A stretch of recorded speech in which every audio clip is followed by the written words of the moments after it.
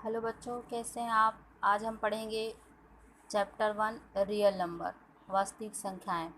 Chapter 1 में दो important चीज़ें लिखी हैं, यूक्लिड विभाजन प्रमेयिका और यूक्लिड विभाजन एल्गोरिथम। तो सबसे पहले हम इन दो इम्पॉर्टेंट बातों को समझ लेते हैं, इसके बाद फिर 1.1 चैप्टर 1.1 का सवाल हम देखेंगे। तो यहाँ पे देखिए, यूक्लिड विभाजन प्रमेयिका। प्रमेयिका का तात्पर्य होता है कि स्वयं सिद्ध कथन, जो स्वयं सिद्ध हो और अन्य कथनों को सिद्ध करने के लिए इसका प्रयोग किया जाता है। अब यूक्लिड विभाजन प्रमेयिका एक कथन है।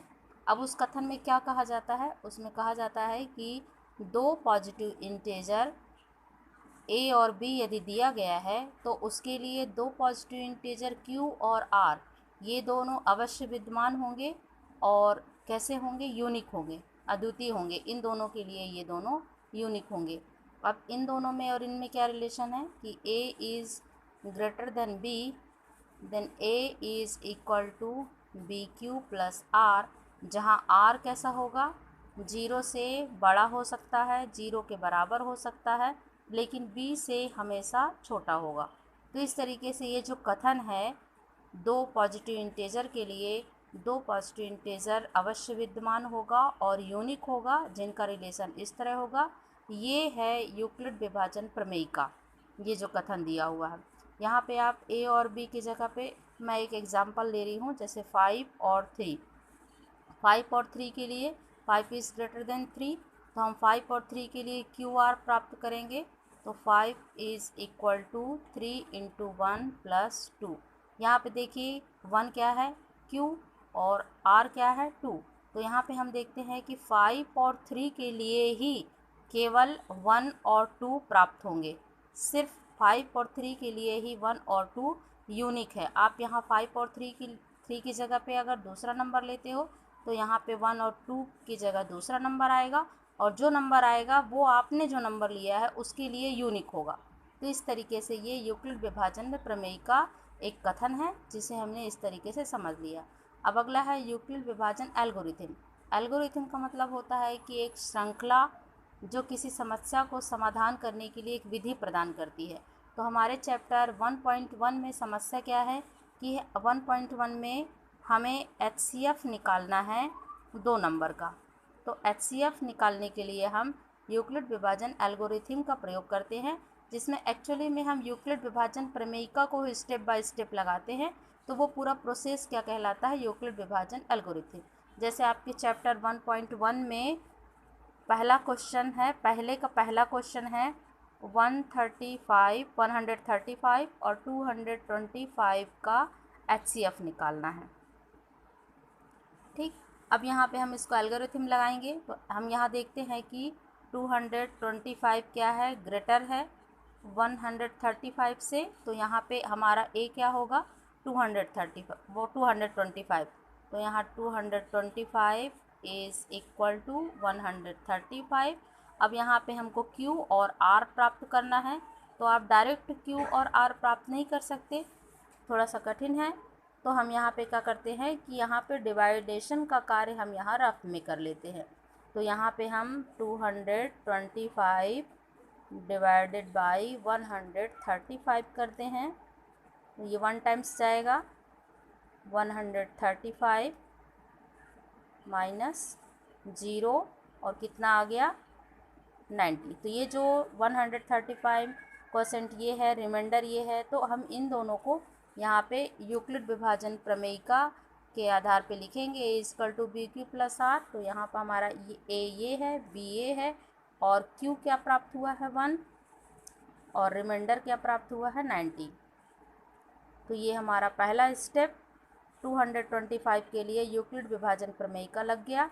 अब जो सेकंड स्टेप लगाएंगे, तो फर्स्ट स्टेप में जो बी था वो अब सेकंड स्टेप के लिए ए हो जाएगा, और जो फर्स्ट स्टेप में रिमाइंडर था वो अब सेकंड स्टेप के लिए बी हो जाएगा। और इन दोनों पर भी हम फिर से यूक्लिड विभाजन प्रमेयिका लगाएंगे। तो यहाँ पे हम डिवाइड कर लेते हैं। अभी हमारा ये 90 क्या था? रिमाइंडर था, लेकिन अभी क्या हो जाएगा? ये बी बन जाएगा, और जो पहले बी था वो अब क्या बन जाएगा? ए बन जाएगा। यहाँ डिवाइड कर दो, 1 टाइम्स जाएगा 5, 40। तो ये सेकंड स्टेप के लिए 1 और 45 प्राप्त हो गया। तो यहाँ पे हम इसको लिख देंगे 1 + 45। ये सेकंड स्टेप में यूक्लिड विभाजन प्रमेय का लग गया। अब इसी तरीके से हम थर्ड स्टेप में 90 हमारा हो जाएगा A और 45 हो जाएगा B, और यहाँ पे हम डिवाइड किए 90 2 जा 45 2 जा 90 0। यहाँ पे हम लिख देंगे 2 + 0। अब देखो रिमाइंडर क्या आ गया है 0। जब रिमाइंडर 0 आ जाता है तो जिस B से वो रिमाइंडर 0 आता है वो B हमारा दिए गए नंबर का HCF होता है। यहाँ पे भी देख लीजिए कि अगर यहाँ पे रिमाइंडर 0 आ गया है तो जो B होगा वही हमारे दिए गए नंबर का HCF होगा। तो यहाँ पे HCF 135 225 का क्या है 45। इस तरीके से आप अपने एक्सरसाइज 1.1 का पहला क्वेश्चन के जो एक्सरसाइज 1 दिया है वो हो गया है। इसी के आधार पे आप दूसरा और तीसरा भी लगा सकते हैं। मैं अभी देखती हूँ क्वेश्चन नंबर 2, क्योंकि ये एक सवाल आपने लगा लिया तो इसी आधार पे आप दूसरा भी लगा लेंगे। क्वेश्चन नंबर 2 देखिए क्या लिखा हुआ है। यहाँ क्वेश्चन नंबर 2 लिखा हुआ है,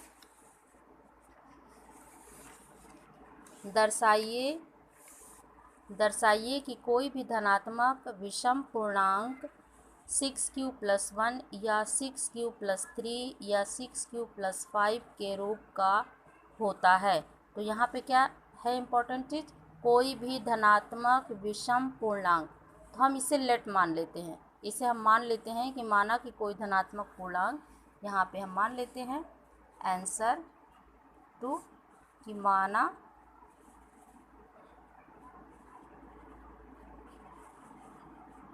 धनात्मक विषम पूर्णांक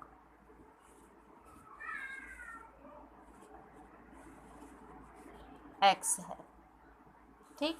और b कितना दिया हुआ है, क्योंकि यहाँ पे देखिए 6q + 5 है, ये रिमाइंडर है, और यहाँ क्या है 6 क्या है b है, यहाँ पे भी 6 क्या है b है, ये प्रमेयिका के अनुसार लिखा हुआ है।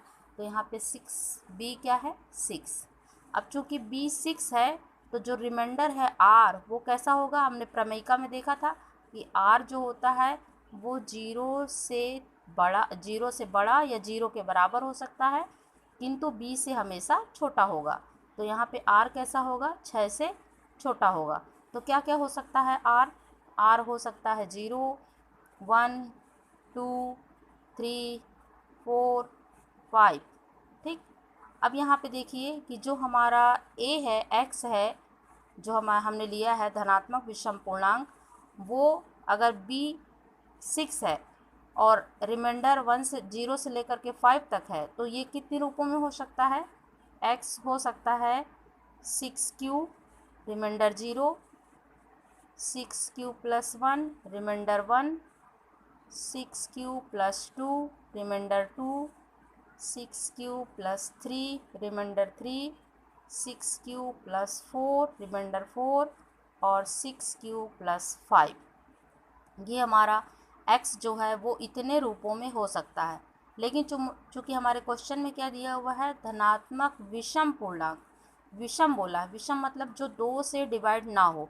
तो यहाँ पे हम देखते हैं कि 6q 2 से डिवाइड हो जाएगा, 6q + 2 ये भी 2 से डिवाइड हो जाएगा, और 6q + 4 ये भी 2 से डिवाइड हो जाएगा।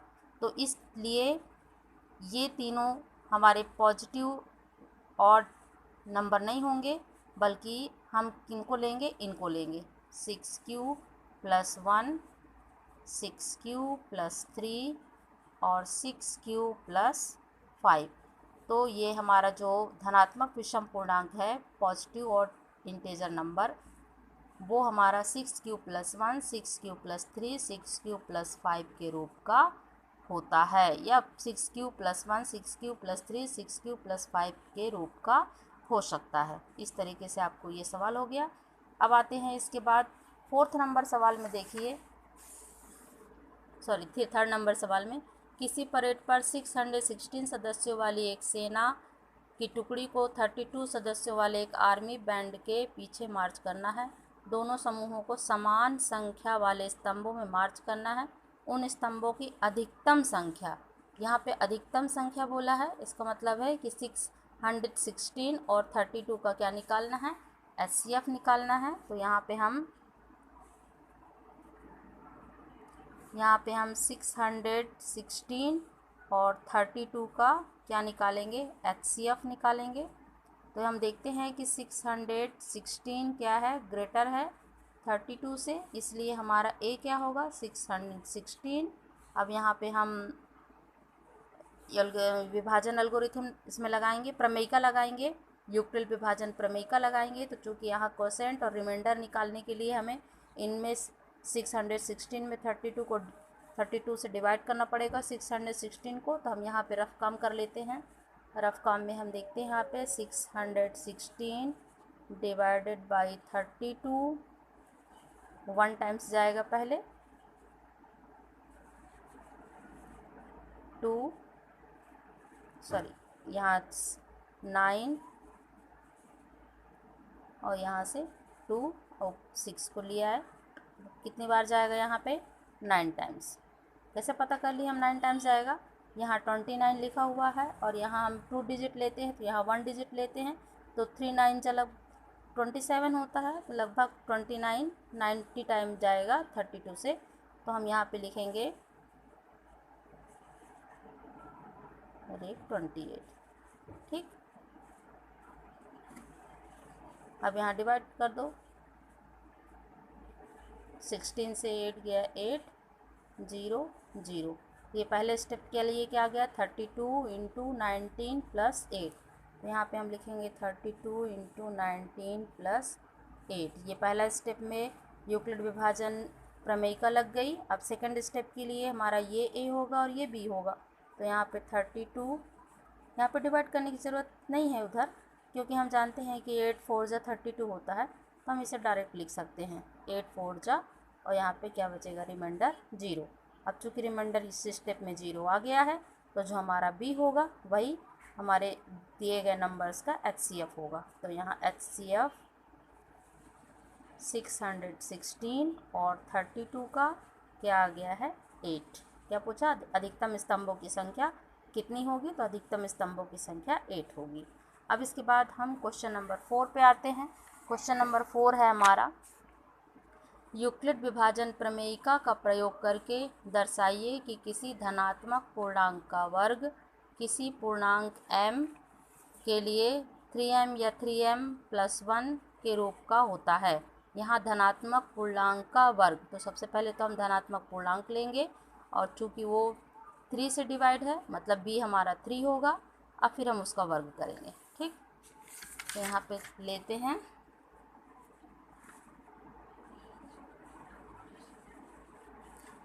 कि मान लीजिए कि माना कोई धनात्मक पूर्णांक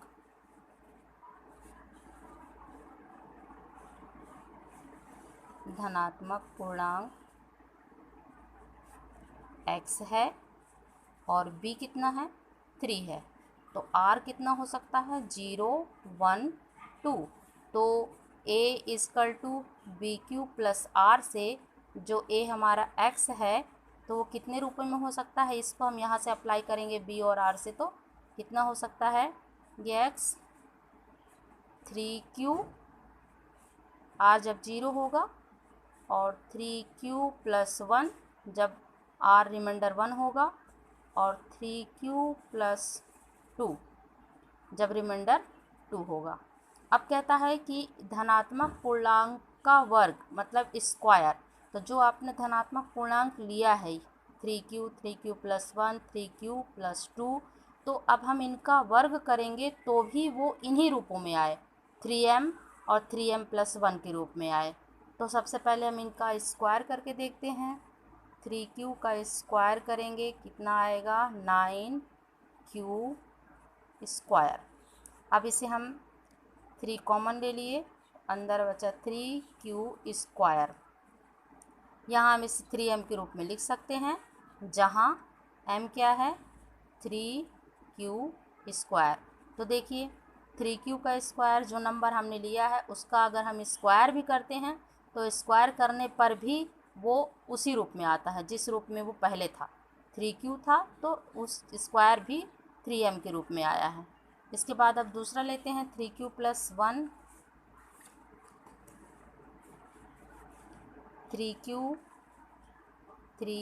+ 1 इसका स्क्वायर करते हैं तो आएगा ये a + b का होल स्क्वायर। इससे हम इसको खोल देते हैं तो होगा 9q का स्क्वायर प्लस बीच का स्टेप 2a भी होता है तो 2 × a × b मतलब 6q + b का स्क्वायर, तो b 1 है तो 1 का स्क्वायर 1 ही होगा।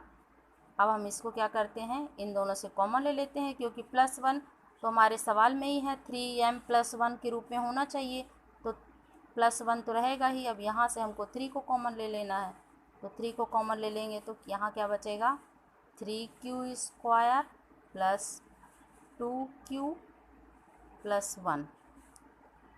अब यहाँ हम इसको किस रूप में लिख सकते हैं, हमारा जो क्वेश्चन पूछा गया था उसके रूप में हम इसको लिख सकते हैं, जहाँ m क्या है 3q स्क्वायर + 2q।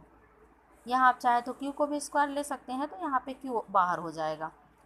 तो यहाँ पे देखिए 3q + 1 रूप का अगर हमारा क्वेश्चन है, हमारा धनात्मक पूर्णांक है, तो उसका जब हम स्क्वायर करते हैं तो स्क्वायर करने पर भी वो जो आता है वो 3m + 1 के रूप का ही आता है।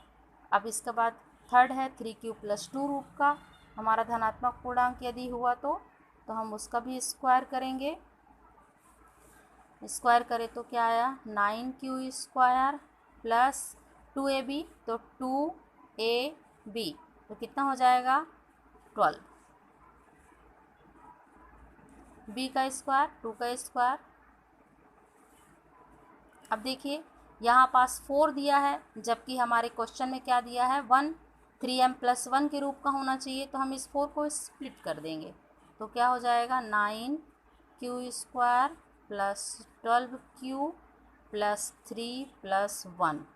ठीक, अब यहाँ से इस 9q स्क्वायर 12q और +3 में से हम 3 को कॉमन ले लेंगे तो अंदर क्या बचेगा 3q स्क्वायर + 4q + 1 + 1।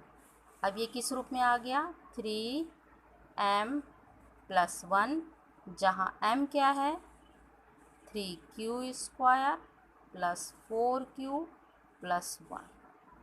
तो इस तरीके से जो क्वेश्चन का पूछा गया था कि धनात्मक पूर्णांक का स्क्वायर भी 3m या 3m + 1 रूप का होता है, दर्शाइए।